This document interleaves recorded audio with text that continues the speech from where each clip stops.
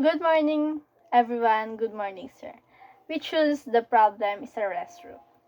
The PCC restroom have a several issue that affects cleanliness and hygiene. Water does not reach the fourth floor, making the restroom difficult to use and clean. Some faucets are not functioning, and each cubicle lacks important items such as water differs and trash bins.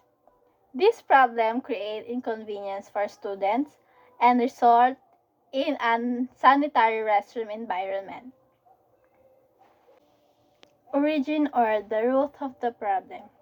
PCC does not have enough budget to maintain the restroom and to provide essential items such as bidets, trash bins, and water dippers.